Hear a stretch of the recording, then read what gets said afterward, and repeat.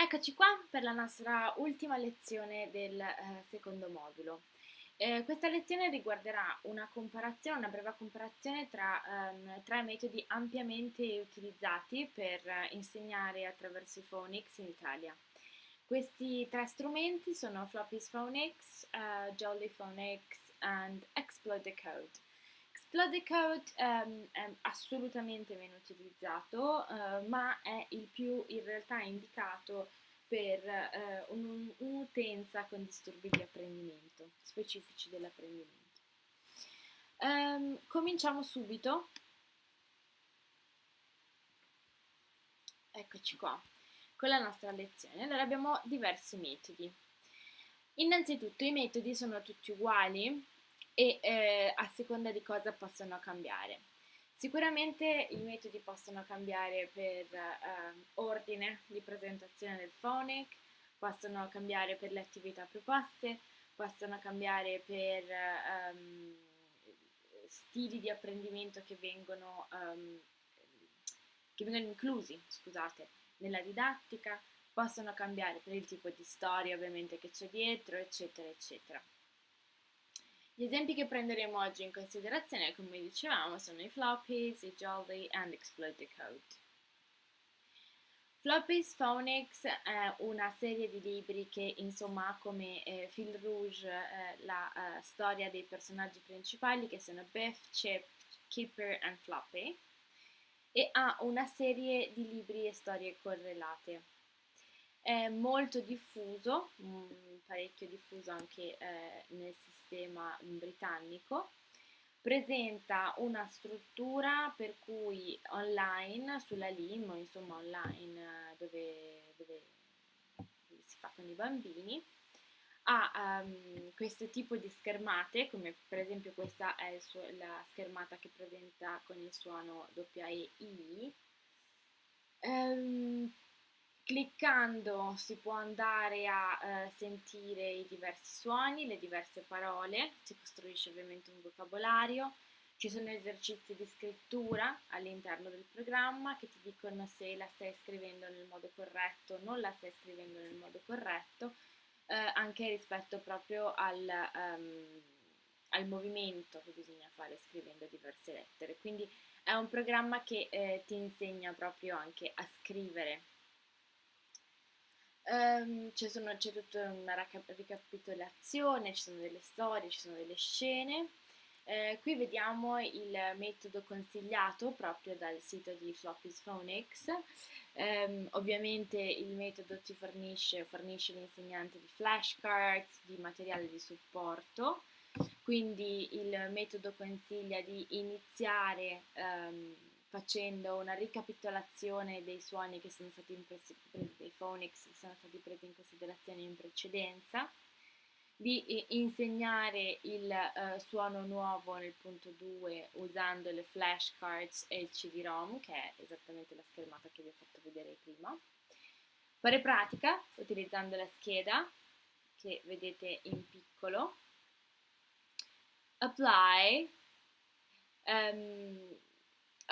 ovviamente attraverso l'utilizzo di testi da leggere e proprio pratiche per i grafemi e per praticare lo spelling e una consolidazione.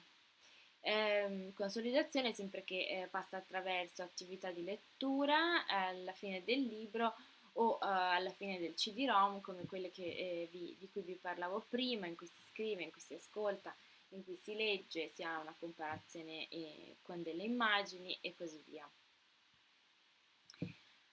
Ho sempre pensato che in questo programma mancasse un pochino la parte cinestetica. Ultimamente questo problema, diciamo, è stato cercato di porre rimedio a questo problema e per esempio ora vi mostrerò un video fatto di recente e promulgato di recente proprio dal sito in cui vedremo come consigliano di gestire, diciamo, la parte cinestetica. We've had teacher feedback that teaching children actions to go with sounds can be an effective way of engaging the whole class. We have developed these example actions, one for each of the 49 sounds, to help you teach them to your class. Each of the sounds already has a key picture on the flashcards, but the additional action could help children to remember the sounds more easily. Once children become confident with the sounds, you can stop using the actions. Please feel free to adapt the actions to suit your own school context, but remember that your action must match the key picture. Each key picture is shown on the flashcards, the frieze, and on the alphabetic code chart, as well as in all the sounds and letters books. The flashcards show the grapheme or letter that represents the sound, but when you see a letter or group of letters within slash marks, these are used to denote the sound. We recommend you introduce the sounds and actions every time you use the sound and key picture. Ideally, the frieze and the alphabetic code chart should be permanently on display in your classroom. Have the appropriate flashcard ready. Show the class the flashcard for the new sound and grapheme. Make sure children are facing you and can see you and your mouth clearly. And make sure you can see them and that they are doing the actions correctly and saying the sound accurately. It's important that you repeat the sound 3 times and then say the key word with or followed by the action. The children then repeat it after you. They say the sound 3 times, then the key word with or followed by the action. For example, if our sound was ah, you would hold up the flashcard for ah and say, here is the new sound and grapheme for today. Ah, ah, ah, as in apple, and then do the action of biting into an apple. You then invite the children to have a go with you. Here's a way of introducing a sound and its action to your class. Hello children, today we're going to learn a new sound. Let me see if you are all sitting where I can see your lovely faces and you can see me. Perfect. Now, screw on your listening ears. Are you ready? Ah, ah, ah, apple. Now, you have a try with me.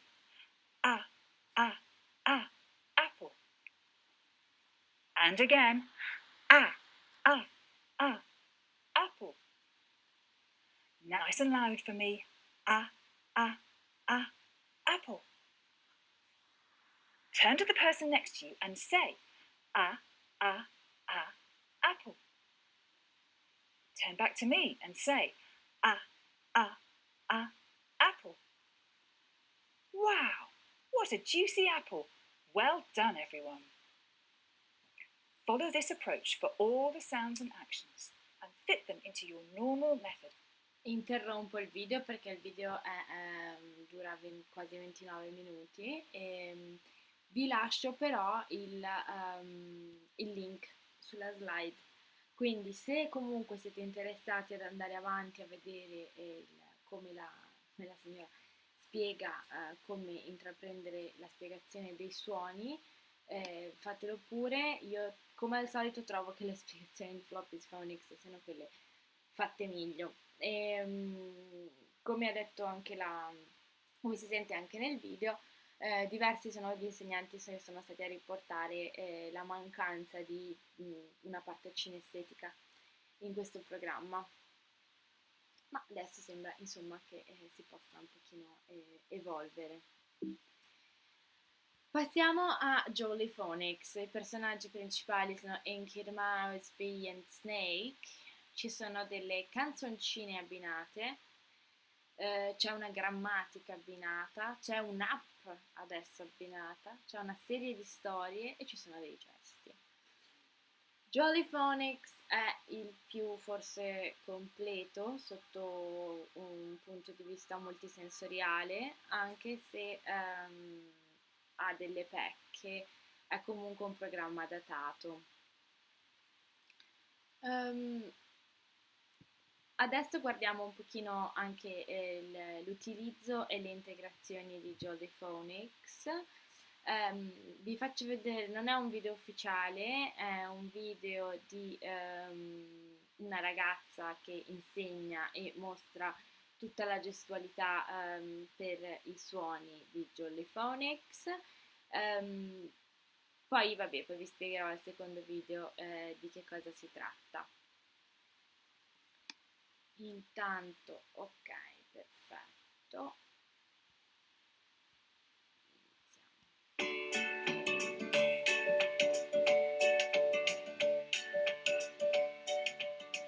Hello and welcome to Little Learners. In this video I will be looking at phonics and mainly jolly phonics. I have an earlier video called What is Phonics if you need a little bit more of an introduction to phonics, and if you have watched that video already then you will know that in jolly phonics each sound has a corresponding action, song and story. In this video I'm just going to focus on the sounds and actions. If you've watched that video you'll also know that in jolly phonics sounds are not taught in alphabetical order. They're taught in a very specific order to make sure that children can decode words sooner. So in this video I will be showing you the sounds in the jolly phonics order, but if you would like to see them in alphabetical order I will also edit this video in alphabetical order and link it in the description box below.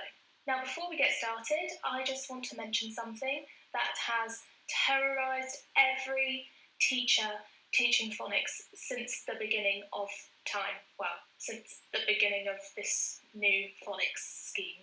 And that, ladies and gentlemen, is the schwa.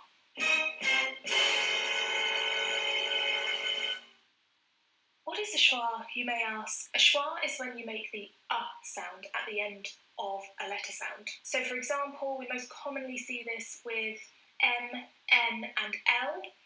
So we actually pronounce them and all. But with a schwa on the end, they sound more like m, n and l, which is not what we want. So with that in mind, let's take a look at the first 26 letter sounds and their corresponding actions. I also just want to put a bit of a disclaimer here to let you know that the actions for each sound are often quite strange, but they always link in with the song or the story, so just go with me on this. S. For this sound, we make our arm a snake going through the grass. S, s, s. Ah. For this sound, we pretend that there are ants on our arm. Ah, ah, ah, ah, ah, ah, ah, t. For this sound, we pretend we're watching a tennis game, like so. T, t, t, t, t. And remember, t, not t. I. For this sound, we pretend we are a mouse wiping ink off of our whiskers. It goes with the song and the story, trust me. I, I, I, I. Eccoci, vi ho mostrato il video di questa ragazza perché oltretutto mi sembra molto leggero e simpatico anche la reazione che ha con le schwa, mi è sempre piaciuta. Come diceva lei, non ho ancora accennato all'ordine dei phonics, ma lo vedremo tra pochissimo, a brevissimo. In questo programma i phonics sono abbinati a una storia, a una canzone e dicevamo a un gesto. Non vi ho preparato il video della canzone, quindi adesso vedo di trovarlo molto velocemente, ma semplicemente per farvi avere, eccolo, guardate, un'idea di com'è.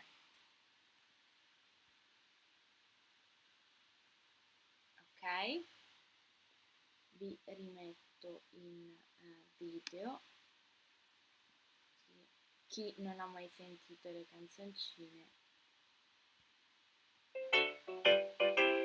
The snake is in the grass, the snake is in the grass. S, s, the snake is in the grass.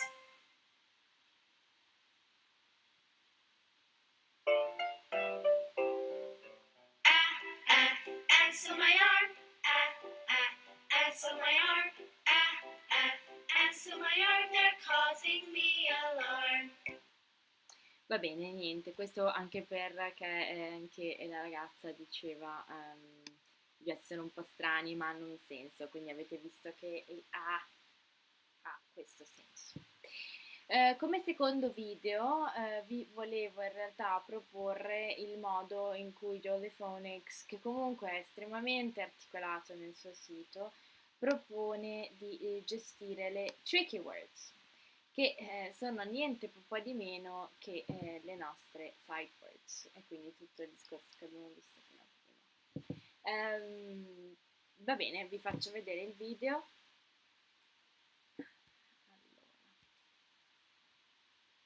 Now, what do we call the words that we can't sound out? Tricky words. That's right. Let's see if we can remember our tricky words that we have learnt already. Let's have you looking. Although a surprising number of English words are regular, many commonly used words, such as the, was, and you, are irregular, and so have to be learned and remembered as whole words. The, you. In Jolly Phonics, these are called tricky words. Who? Well done. And here's our new tricky one today. Look at it. 2 tricky words need to be taught and practiced each week. Come. Right, Lee, you come out. One way of remembering tricky words is to look at them and find out what's tricky about them. Come. Come. Thank you. Perfetto. Eccoci qua. Perfetto, quindi abbiamo visto che comunque questo metodo non si dimentica di un metodo più simile, o comunque non si dimentica di insegnare quelle parole che è bene poi saper decodificare in maniera veloce e in quanto appunto sight words o whole words. L'ordine dei phonics. L'ordine dei phonics è stato studiato dal governo inglese e è stato poi riproposto in tutti i programmi di phonics dello Stato. Si tratta di un ordine che prende dai suoni più frequenti della lingua. Questo cosa significa? Significa che questo metterà in condizione i bambini di, cominciando ad apprendere i suoni più frequenti, di cominciare a leggere prima, perché invece che andare per avanti con un ordine che potrebbe non garantire che poi le parole che incontro hanno quel suono all'interno, si va con un ordine che dovrebbe garantire che poi le parole incontrate abbiano quel suono al loro interno. Esatto, tutto qui. Il governo, come vi dicevo, è intervenuto nelle politiche scolastiche, come tutti i governi, ha inoltre stipulato, diciamo, dei piccoli assessment sui diversi programmi di phonics. Vi ho messo quelle che riguardano i jolly e i floppy phonics come allegati. Explode the Code è qualcosa di un pochino diverso dai primi 2 programmi. Questo perché? Perché Explode the Code innanzitutto dimentica un po' tutta la sfera multisensoriale, che potrebbe sembrare in realtà controproducente. In realtà si rivolge a un pubblico forse un pochino più grande. Difatti divide quelli che sono i phonics dall'apprendimento della lingua scritta. Nei primi due libri, mi sembra, e poi c'è la A, il B e il C prima addirittura dei numeri, c'è l'insegnamento della lettoscrittura. Dal primo forse in poi, sicuramente dal terzo in poi, non c'è più la parte in cui i bambini effettivamente imparano a scrivere, anche se comunque si comincia dai primi phonics. Questa metodologia mi ha sempre permesso di utilizzare questi libri con ragazzi che effettivamente stavano imparando l'inglese e non erano in una scuola inglese a dover imparare a leggere e scrivere, che è un po' quello che mi lascia sempre un po', non perplessa, ma mi lascia sempre un po' riflettere del metodo phonics applicato così com'è in un ambiente in cui l'inglese è lingua straniera, non lingua madre, e quindi in realtà i ragazzi hanno già abilità di lettoscrittura e non devono imparare a leggere e scrivere, devono imparare un altro sistema fonologico. Per questo motivo io sono molto propensa all'utilizzo di Explode the Code, che appunto separa questa dinamica della lettoscrittura, presenta esercizi più complessi nel senso di un po' più complessi della gestualità e della canzoncina, quindi piuttosto che magari a una scuola materna lo rivolgiamo a una scuola un pochino più avanzata, ma comunque dai primi anni. Ha anche una parte online, quindi può coinvolgere nell'online, esplicita in realtà più regole, perché ci sono regole fonologiche, ma anche arriva a comprendere una parte anche un po' più grammaticale, un pochino più vasta. È ottimo per i DSA, per delle ragioni che adesso vi mostrerò, e ripete il vocabolario ampiamente e in modo da farlo assolutamente memorizzare. Vi mostro un secondo la grafica e il layout, che non sono i più divertenti che possiamo trovare assolutamente. Scusatemi. Questa per esempio è una lezione sulla differenza tra le vocali brevi e le vocali lunghe, che è abbastanza all'inizio. È un discorso che io trovo estremamente utile per dei ragazzi che hanno un disturbo specifico dell'apprendimento, e ho notato che possa assolutamente essere interessante fare fin da subito. Certamente si parla, ripeto, di ragazzi che hanno inglese come lingua straniera e non che imparano direttamente in inglese, perché questo esercizio ovviamente sarebbe troppo complicato. Qui c'è una pronuncia da parte dell'insegnante della parola, e il ragazzo deve cerchiare l'opzione delle tre che rispecchia la parola che sta pronunciando l'insegnante. Qui abbiamo invece una scelta da parte del ragazzo della parola che dobbiamo usare. E il modo in cui questi esercizi devono essere svolti è tutti insieme facendo pronunciare ai ragazzi le parole e verificando che la fonologia sia stata presa, quindi can o cone, dove la prima E è chiusa e la seconda O, diciamo, la prima E, scusatemi, la A è aperta e la O è chiusa, dove, scusatemi, la A di can è chiusa e la O di cone è aperta, e quindi dice il suo nome come ci insegna Explode the Code.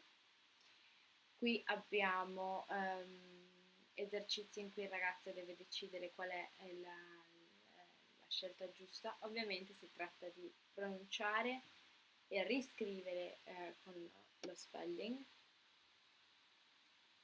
sempre vocabolario e scelta di parole. Questo esercizio è uno dei più utili per i ragazzi con disturbi specifici dell'apprendimento.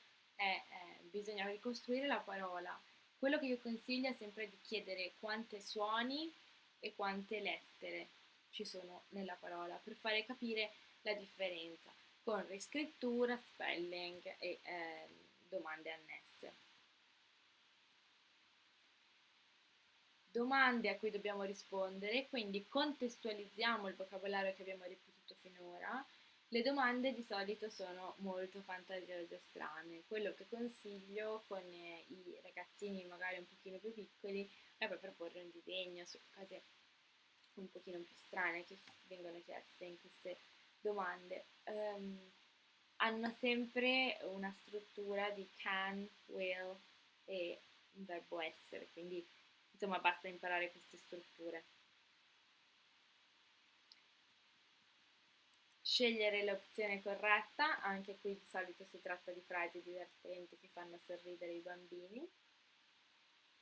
E l'ultimo esercizio dei capitoli è sempre di, invece del niente, abbinare la parola all'immagine. Se il disturbo specifico è specialmente sviluppato, consiglio di lasciare l'unità nel momento in cui si fa questo esercizio. Se si vede che siamo arrivati a un punto in cui effettivamente si può pensare di non lasciare il vocabolario, diciamo, disponibile, è bene che il richiamo venga fatto in toto. Perfetto. I phonics sono la strada migliore. Allora, sicuramente abbiamo visto perché i phonics sono valevoli e che sono migliori di altri programmi. È anche vero che il phonics utilizzato in lingua straniera ha i suoi limiti, ha le sue criticità perché è molto diverso che usarlo come L1, come apprendimento della L1.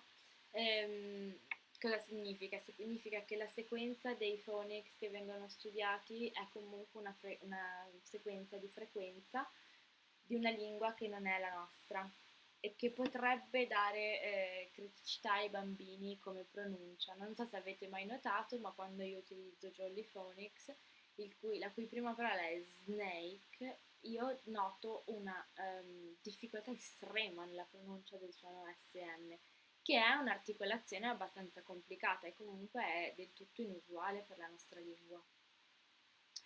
Sono assolutamente da integrare con altri metodi. Alcuni dei metodi che abbiamo visto integrano, contestualizzano e danno comunque magari modo di memorizzare le parole, anche Explode the Code facendo ripetere così tante volte, dà comunque un input alla memorizzazione della parola quasi come sight words, anche se sono parole tutte fonetiche.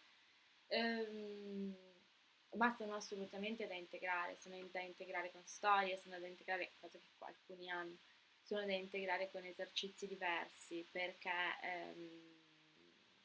il phonic, come scritto sotto, spesso si tramuta in non necessariamente leggere per il significato o comunque per il piacere di leggere, ma è proprio imparare a leggere. In L2, come dicevo, sempre non serve imparare a scrivere e imparare a leggere, quindi forse c'è un po' questo salto che bisognerebbe fare sul presentare letture piacevoli e interessanti. Questo ultimo link che vedete sotto vi rimanda, che comunque vi posto sotto, in realtà, è un link che rimanda a questo articolo, ve lo mostro subito, che si chiama 5 Things About Phonics, che è della BBC. Consiglio la lettura di questo articolo e consigliandovi la lettura di questo articolo vi lascio alle esercitazioni e ci vedremo nel prossimo modulo. Grazie mille.